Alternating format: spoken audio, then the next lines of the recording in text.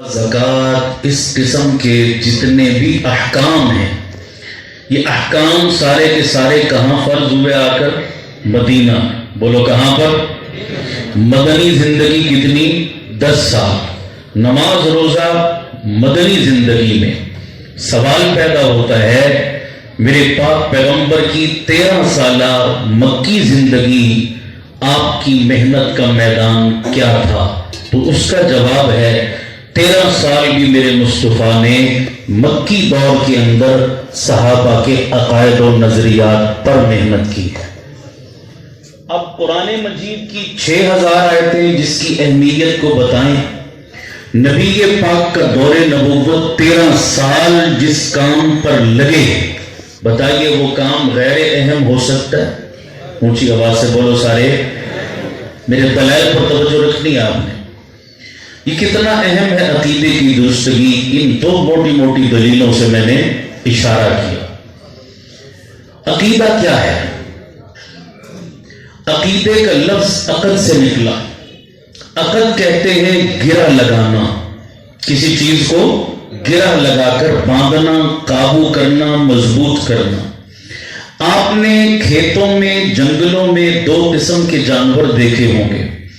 ایک وہ جانور جن کے گلے میں رسی کوئی نہیں، پٹا کوئی نہیں، پابندی کوئی نہیں، گرہ کوئی نہیں، وہ آزاد ہیں۔ تو آزادی کا نقصان کیا ہوا؟ نمبر 1، ہر کھیت میں منہ مارتے ہیں، ہر جگہ منہ مارتے ہیں۔ نمبر 2، سمجھا جاتا ہے ان کا کوئی والی وارث نہیں ہے۔ کوئی ڈنڈا مارے گا، کوئی پتھر مارے گا، کوئی اینٹ مارے گا، کوئی دھکا مارے گا، لوگ سمجھتے ہیں اس کے گلے میں کوئی رسی نہیں، اس کا کوئی والی وارث نہیں۔ رسی نہ ڈالنے کا نقصان یہ ہوا کہ ہر کھیت میں اس نے کیا کیا؟ منہ مارا، اور جس کھیت میں منہ مارا وہاں سے اسے کچھ نہ کچھ پھر آگے سے پھینٹی کھانے کو ملی۔ دوسری قسم کے جانور وہ ہیں جن کے گلے میں کوئی نہ کوئی پٹا یا رسی ہے۔ یہ رسی بتاتی ہے کہ یہ لاوارث نہیں، کوئی نہ کوئی اس کا والی وارث ہے۔ لوگوں کی نظر میں رسی والے جانور کی قیمت اور ویلیو بھی ہوتی ہے۔ نمبر 3، وہ رسی اس کو ہر کھیت میں منہ مارنے سے کیا کرتی ہے؟ روکتی ہے۔ وہ ہر جگہ منہ اٹھا کر نہیں چلتا، رسی بتاتی ہے کہ کچھ اس کی حدود و قیود ہیں، کیونکہ وہ بندھا ہوا ہے، رسی میں ہے، گرہ میں ہے۔ بالکل اسی طرح انسان بھی 2 طرح کے، اللہ نے انسان کو عقل دی ہے، ہر انسان کو اللہ نے عقل دی۔ اب کافر کو بھی عقل دی، مسلمان کو بھی عقل دی، لیکن دونوں میں فرق کیا؟ کافر کو عقل تو دی، لیکن اس نے اپنی عقل پر کسی عقیدے کی گرہ نہیں لگائی، پابند نہیں کیا۔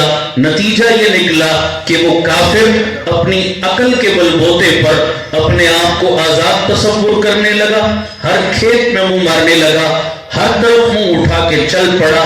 اس آزادی کا نقصان اور نتیجہ یہ نکلا کہ کافروں نے اپنی عقل کو بے لگام چھوڑا، تو وہ آج اس قدر شرک کی گہرائیوں میں گر گئے اور اس قدر گمراہی کا شکار ہوئے۔ ہمارا پڑوسی ملک ہے ہندوستان، وہاں کے رہنے والے ہندو اس وقت 33 کروڑ خداؤں کی پوجا کرتے ہیں۔ چوہوں کو خدا مانتے ہیں، بلیوں کو خدا مانتے ہیں، ٹرین کے انجن کو خدا مانتے ہیں، ہر ان سانپ کو خدا مانتے ہیں۔ آج گائے کو بھی پوجا کرتے ہیں۔ آج ہمارے پڑوسی ملک میں اتنا گائے کا دودھ نہیں پیا جاتا جتنا گائے کا پیشاب پیا جاتا ہے۔ انسان نے جب اپنی عقل کو آزاد چھوڑا، وہ اتنا گرا کہ آج دنیا کے کافروں نے انسان کی شرمگاہ کو خدا بنایا، شرمگاہ کی پوجا کی ہے باقاعدہ۔ عقل آزاد تھی نا، ہر جگہ عقل نے منہ مارا، نتیجہ یہ نکلا۔ اس کے مد مقابل یہ عقل اللہ نے مسلمان کو بھی دی تھی، لیکن اس مسلمان کی عقل پر میرے رب نے عقیدے کی گرہ لگائی، رسی ڈالی، اس کو کہا تو بے لگام نہیں ہے کہ ہر جگہ منہ مارے، ہر کسی کے سامنے تو ماتھا ٹیکے، ہر جگہ تو در بدر رسوا ہوتا پھرے، تجھے اس کی اجازت نہیں ہے، چنانچہ ہمیں عقیدہ دیا قرآن کی روشنی میں، عقیدہ دیا نبی کی زبان کی روشنی میں، عقیدہ دیا وحی اور علوم نبوت کی روشنی میں۔ تو کافر اور مسلمان میں فرق یہ، کافر کو عقل ملی عقیدہ نہ ملا، گمراہ ہوا، مسلمان کو عقل بھی ملی، عقل پر عقیدے کی گرہ بھی ملی۔ نتیجہ یہ نکلا، یہ در بدر بھٹکنے کے بجائے ایک در کا رہا اور صراط مستقیم پر رہا۔ توجہ رکھیے گا بہت زیادہ۔ عقیدے نے اس کو گمراہی سے کیا کیا؟ بولو سارے، عقیدے نے گمراہی سے کیا کیا؟ بچایا ہے۔ عقیدے کی نعمت مجھے اور آپ کو ملی ہے، اللہ کا شکر ادا کرتے ہیں۔ عقیدہ کتنا اہم، پوری توجہ چاہوں گا، پورا فوکس رکھیے گا۔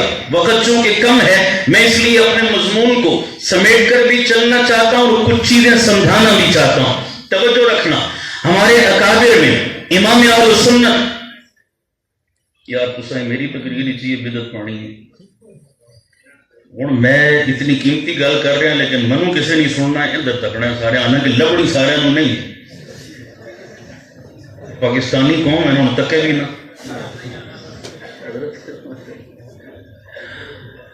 توجہ ہے یار، امام اہل سنت حضرت شیخ سرفراز خان صفدر رحمت اللہ تعالی علیہ، علماء جانتے ہیں، عوام نہیں جانتی میری قوم کا مسئلہ کیا ہے۔ میری قوم کے نوجوانوں کو آج فضول اور بیہودہ ترین لوگ ہیرو بنا کر پیش کیے گئے، فلاں ٹک ٹاکر، فلاں یوٹیوبر، فلاں جناب فیس بک والا وہ ہمارے ہیرو۔ اللہ کی قسم وہ ہمارے ہیرو نہیں ہیں، ہیرو یہ ہمارے علماء ہیں، یہ قرآن و سنت کے خادم ہیں، لیکن ان کے تذکرے ہماری محفلوں میں بھی نہیں، ہماری زبانوں پہ بھی نہیں۔ اصل ہیرو فراموش کر دیے اور بے تکے بیہودہ بے حیا قسم کے لوگوں کو آج ہم نے اپنا آئیڈیل اور ہیرو بنا لیا۔ میرا عنوان نہیں، امام اہل سنت مولانا سرفراز خان صفدر سب کہہ دو رحمت اللہ علیہ، واقعتاً امام اہل سنت کا ٹائٹل ملا، وہ اس کے حقدار تھے۔ ابھی ماضی قریب میں انتقال ہوا، میری معلومات کے مطابق ان کی زندگی میں روئے زمین پر کوئی قابل ذکر فتنہ ایسا نہ تھا کہ جس کے خلاف ان کا قلم نہیں چلا، جس کا انہوں نے علمی دنیا میں تعاقب نہیں کیا، رد نہیں کیا۔ پوری زندگی فرق رد باطلہ پر اور امت کا عقیدہ اور نظریہ بچانے پر گزری ہے۔ امام اہل سنت فرماتے ہیں، گجرانوالہ گکھڑ منڈی کے رہنے والے، جب میں نے اپنی مسجد میں درس قرآن دینا شروع کیا، میرے درس میں ٹوٹل 2 بندے بیٹھتے تھے، تیسرا بندہ نظر نہیں آتا تھا، لیکن ان 2 بندوں کو رب کا قرآن سمجھانے کے لیے میں رات بھر مطالعہ کرتا، 25 قرآن مجید کی تفسیریں پڑھتا اور اس کے بعد میں ان کو صبح بیٹھ کر درس قرآن دیتا۔ میں نے محنت میں کمی نہیں آنے دی۔ پھر ایک وقت بھی آیا میرے حلقہ درس کے اندر ایک وقت میں 5,000 علماء بیٹھنا سعادت سمجھتے تھے۔ ساری زندگی قرآن مجید کی عجیب خدمت کی، ان کے دروس پنجابی زبان میں ہوتے تھے، پھر ان کے ایک شاگرد نے انہیں کیسٹ میں ریکارڈ کیا، پھر اردو میں ٹرانسلیٹ کیا، منتقل کیا، پھر وہ کتابی شکل میں چھپ کر عوام و خواص کے لیے حاضر ہیں، مقبول ہیں، استفادے کے قابل ہیں۔ ذخیرۃ الجنان کے نام سے کئی جلدوں میں چھپ چکے ہیں۔ توجہ رکھیے گا، امام اہل سنت نے ذخیرۃ الجنان میں عقیدے کی اہمیت کو 2 دلیلوں اور مثالوں کے ساتھ بڑے خوبصورت انداز میں سمجھایا۔ پہلی دلیل اور مثال دی، فرمانے لگے مشرکین مکہ میں 1000 خامیاں تھی لیکن ان میں کچھ خوبیاں بھی تھی۔ وہ خوبیاں کیا تھی کہ وہ مشرکین مکہ پوری دنیا سے آنے والے حاجیوں کی خدمت کرتے، انہیں کھانا کھلاتے، انہیں پانی پلاتے، انہیں گھروں میں ٹھہراتے، ان کے لیے مہمان خانے بناتے۔ یہ بہت بڑی خدمت، پوری دنیا کے حاجیوں کو کھانا اور پانی پیش کرنا، یہ ان کا اچھا اور نیک کارنامہ تھا۔ اس کے ساتھ ساتھ انہوں نے بیت اللہ کی تعمیر کے لیے اعلان کیا، حلال اور طیب مال سے اللہ کے گھر کی تعمیر کرنی ہے، حرام مال کا 1 پیسہ بھی اس میں شامل نہیں ہونے دینا. بنانا شروع کیا, مال ختم ہو گیا, تعمیر روک دی. آج بھی حکیم کی وہ دیوار اسی کی یاد دلاتی ہے جو آدھی بنی بھی بقیہ چھوڑ دی گئی ہے. یہ بھی بہت بڑی نیکی. ہمارے علاقے میں کوئی بندہ مسجد بنائے, لوگ کتنا اس کو اپریشیٹ کرتے ہیں, کتنا سراہتے ہیں کہ فلاں بندے نے جیب سے مسجد بنائی, انہوں نے تو بیت اللہ بنایا, خانہ کعبہ بنایا, بڑی نیکی تھی. اس قسم کے نیکی کے کام کر کے انہیں ایک غلط فہمی لگ گئی. وہ سوچنے لگے کہ یار ہم نے مسجد بنائی, حاجیوں کو پانی اور کھانا کھلایا, اتنی بڑی نیکی. مسلمانوں کو کہتے مسلمانوں تم نے جنت جانا ہے تو کم ہم بھی نہیں ہیں, ہمارے کھاتے میں بھی تو بڑے کریڈٹ ہیں, صرف تمہارے کھاتے میں نہیں. یہ دیکھو کتنی بڑی نیکیاں ہمارے نام عمل میں. اگر تمہیں جنت ملی تو ہمیں بھی جنت مل سکتی ہے. اس قسم کی غلط فہمیوں نے جب ان کو گھیرا, اللہ نے قرآن مجید کی آیات اتاری. اجعلتم سقایۃ الحاج وعمارۃ المسجد الحرام کمن آمن باللہ والیوم الآخر. اور مشرکو تم نے کیا سمجھ لیا, حاجیوں کو پانی پلانا, حاجیوں کو کھانا کھلانا, اللہ کا گھر بیت اللہ بنانا, یہ تمہارے کام اس بندے کے برابر ہو گئے جس نے کہا لا الہ الا اللہ. تمہارے یہ کام اس کے برابر ہو گئے. تمہاری جتنی نیکیاں اپنی جگہ, لیکن تمہارا عقیدہ ٹھیک نہیں. اس کے مد مقابل دوسری طرف جنہوں نے لا الہ الا اللہ پڑھا, ان کا عقیدہ, سارے بولو بھائی, عقیدہ ٹھیک ہے, کبھی بھی برابر نہیں ہو سکتے. توجہ رکھیے گا. دوسری مثال پیش کی, حدیث کی تمام کتابوں میں تقریباً موجود ہے. اللہ کے نبی نے ارشاد فرمایا, بنی اسرائیل کی ایک عورت ہے, فاحشہ ہے, بدکارہ ہے, زانیہ ہے, جسم بیچتی ہے, فاسق و فاجر ہے, لیکن وقت کے نبی کا کلمہ پڑھا, وقت کے نبی پر ایمان لے آئی. کلمہ پڑھا تھا, عمل اچھا نہیں تھا, عمل بہت برا تھا. رستے میں جا رہی ہے, ایک پیاسے کتے کو بلکتا دیکھا, اس نے اپنا دوپٹہ اتارا, رسی بنائی, جوتا اتارا, ڈول بنایا, کنویں سے پانی نکالا, اس بلکتے کتے کو پانی پلایا. کتے کے اندر دوبارہ زندگی دوڑ آئی اور کتا پھر سے زندگی کی شاہراہ پر بھاگنے لگا. اس کا یہ عمل اللہ کو کیا ہوا؟ جی بولو بھائی. ذرا آپ سے سوال ہے, مجھے بتاؤ, اس عقیدے کو سیکھنے کے لیے کبھی آپ نے زندگی کے 13 دن بھی دیے, 13 دن بھی دور کی بات, بتاؤ کبھی 13 گھنٹے بھی دیے؟ بچوں نے طوطے کی طرح رٹا لگا کر یاد کر لیا بچپن میں, آمنت باللہ وملائکتہ وکتبہ ورسلہ. یہ ساری ایمانیات اور عقیدے ہیں, لیکن بس رٹا لگایا, پتہ کچھ بھی نہیں ہے. آج ایک المیہ ہے, سوشل میڈیا نے آ کر ہمیں فضول بحثوں میں, لایانی بحثوں میں الجھا دیا. ایک بندہ میرے پاس آیا سوال لے کر, ویڈیو کلپ لے کر, مجھے آ کر اس سے سوال کیا. مجھے کہنے لگا مولانا یہ دیکھیے ویڈیو کلپ, اس نے تو مجھے بڑا کنفیوز کر دیا. میں نے کہا اس میں کیا ہے؟ کہنے لگا یہ صاحب بحث کر رہے ہیں اور یہ کہہ رہے ہیں اللہ کو اللہ کہنا چاہیے, بس خدا کہنا درست نہیں. اللہ کے لیے صرف اللہ کا لفظ بولو, خدا کہنا درست نہیں, خدا کہنا اچھا نہیں. میں نے کہا وہ کیوں؟ کہتا ہے یہ دلیل بڑی زبردست دے رہے ہیں. میں نے کہا کیا دلیل دی؟ کہنے لگے جی اللہ کو اللہ کہو, خدا نہ کہو. کیوں خدا نہ کہو؟ کہتے جی اللہ واحد ہے اور واحد کے لیے وہ لفظ بولو جو واحد ہی ہو, اس کی جمع نہ آئے. اللہ کے لیے اللہ ہی بولو, جمع والا لفظ نہ بولو. خدا کی چونکہ جمع آتی ہے خدا بن, اور اللہ واحد ہے,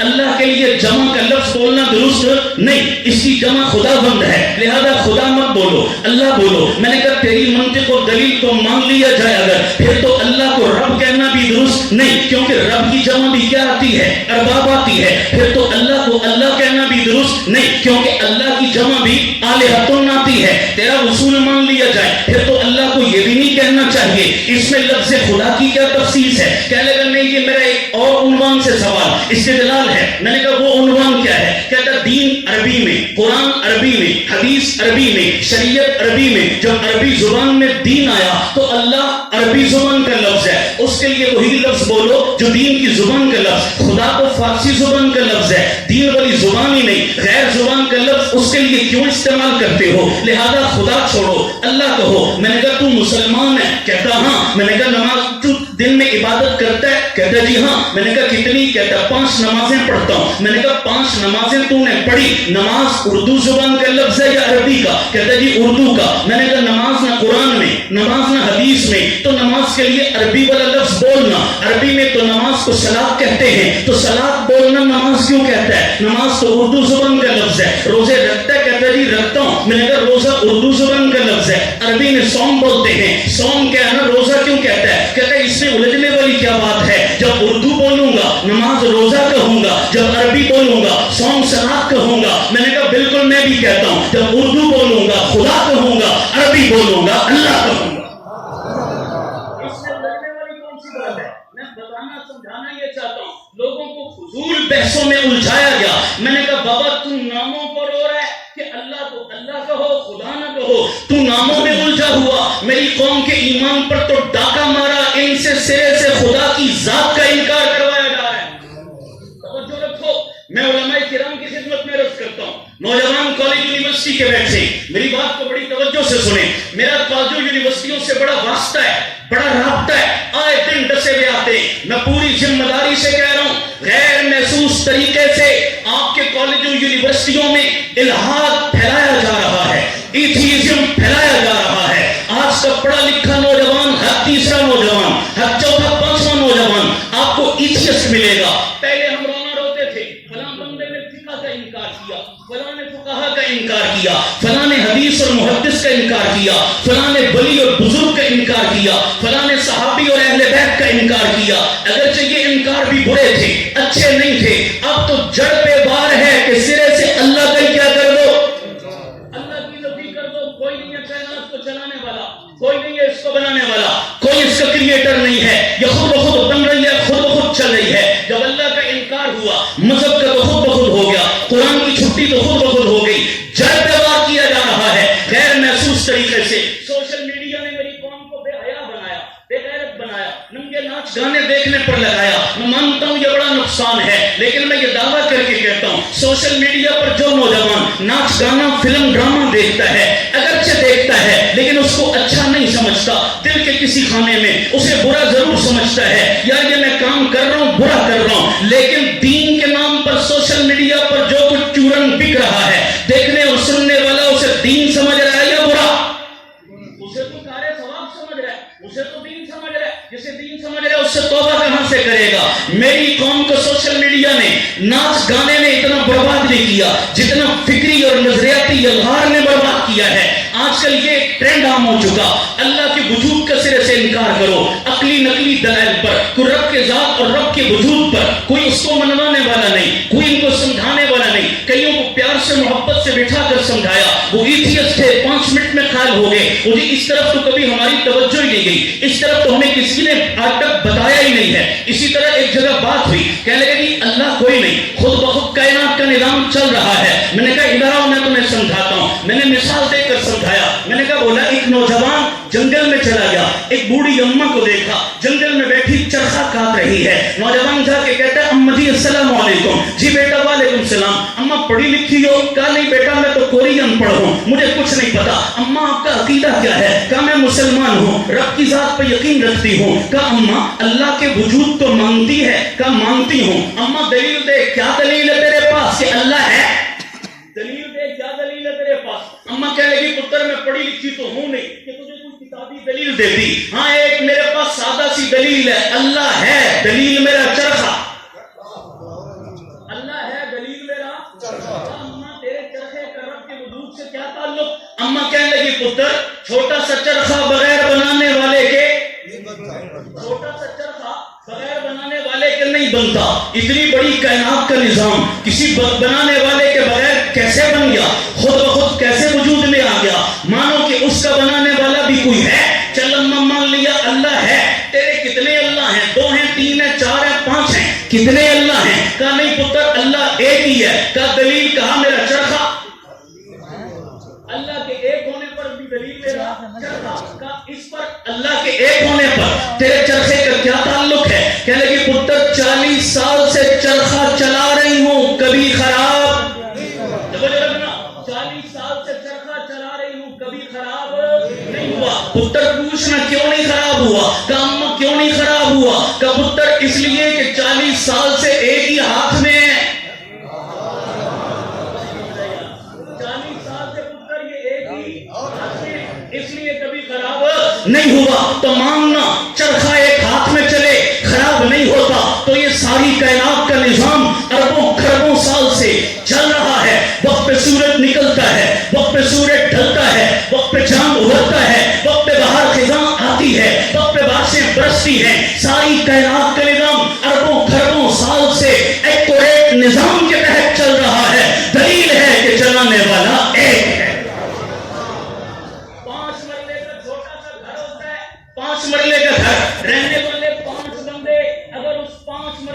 گھر میں 5 مکینوں میں 2 چودھری پیدا ہو جائیں، 5 بندوں میں چودھری کتنے بن جائیں؟ چلانے والے گھر بہن تو سربراہ 2 بن جائیں۔ 5 مرلے کا گھر ایک دن نہیں چل سکتا۔ ہاں جناب، گھر میں بندے کئی ہیں، سربراہ ایک ہے، ادارے میں ملازم کئی ہیں، باس ایک ہے، اسکول میں ٹیچر کئی ہیں، پرنسپل ایک ہے، مدرسے میں مدرس کئی ہیں، محتمم ایک ہے، پوری مملکت میں رعایا بہت ہے، سربراہ ایک ہے، ساری کائنات میں مخلوق بے شمار ہے، خالق ایک ہے۔ ایک سے علاوہ 2 ہوں چل نہیں سکتی۔ میں نے کہا میری قوم تو برباد ہو رہی ہے، یہ اللہ کے وجود کا انکار کروایا جا رہا ہے۔ تم ناموں کی بحث میں پڑ گئے، یہ کہو یہ نہ کہو، للہ الاسماء الحسنى فادعوہ بہا۔ میں اس تفصیل میں نہیں جانا چاہ رہا، میں نے صرف اشارہ کیا۔ عقیدے میں کمزوری آئی، کسی نے اللہ کے وجود کا انکار کروایا۔ عقیدے میں کمزوری آئی، کسی نے نبی کی ختم نبوت پر کیا ڈلوایا؟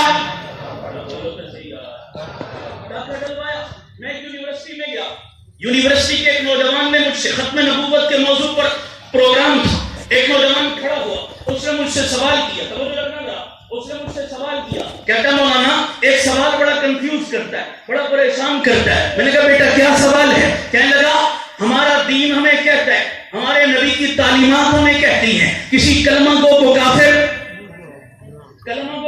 نہیں کہنا چاہیے۔ میں نے کہا بالکل۔ کہتا قادیانی سیم کلمہ ہمارے والا، لا الہ الا اللہ محمد الرسول اللہ، ایک زیر زبر کا فرق۔ جب قادیانی کلمہ ہمارے والا، قرآن ہمارے والا، نماز ہمارے والی، سیم چیزیں ہمارے والی، تو کافر کیسے ہو گئے؟ سوال تگڑا ہے، پریشان کرتا ہے۔ کلمہ کو کافر نہیں کہنا چاہیے، یہ کافر کیسے بن گئے؟ اب ایک سوال کہنے لگے کہ ہم اکثر لڑکے کنفیوز ہوئے، اس کے بعد سے ہم نے قادیانیوں کو کافر سمجھنا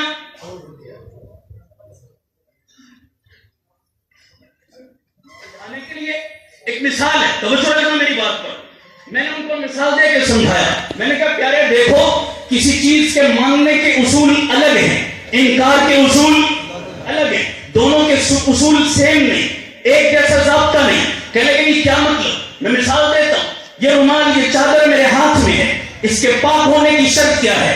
سارے کی ساری نجاست سے پاک ہو۔ ہم کہیں گے یہ چادر، سارے بولو بھائی، پاک ہونے کی شرط ہے ساری نجاست سے پاک ہو۔ کیا ناپاک ہونے کی بھی یہی شرط ہے؟ اے ٹو زیڈ نجاست میں لکھ رہی ہو تبھی ناپاک کہیں گے؟ بھائی تھوڑی سی بھی نجاست لگ گئی تو کیا ہو گئی؟ بولو بھائیو، پتا چلا پاک ہونے کا معیار اور ہے، ناپاک ہونے کا معیار اور ہے۔ صحت مند ہونے کا معیار بندہ اے ٹو زیڈ تمام بیماریوں سے بچا ہو تو کہیں گے یہ بندہ صحت مند، لیکن بیمار ہونے کے لیے بھی ساری بیماریوں کا لگنا ضروری نہیں۔ کھانسی لگ گئی، نزلہ زکام بھی لگ گیا، ہم کہیں گے بندہ بیمار ہے۔ پتا چلا ضابطے الگ ہیں۔ پاک ہونے کا ضابطہ، ساری چادر پاک ہوگی تو ہی پاک سمجھا جائے گا۔ ناپاک ہونے کا ضابطہ، ساری چادر ناپاک نہیں، تھوڑی سی بھی ناپاکی لگ گئی ناپاک سمجھا جائے گا۔ صحت مند ہونے کا ضابطہ، تمام بیماریوں سے پاک، صحت مند سمجھا جائے گا۔ بیمار ہونے کا ضابطہ، تمام بیماریوں کا لگنا ضروری نہیں، ایک بیماری بھی لگ گئی بیمار سمجھا جائے گا۔ مومن ہونے کا ضابطہ، تمام ضروریات دین پہ ایمان لانا ضروری ہے تو مومن کہلائے گا۔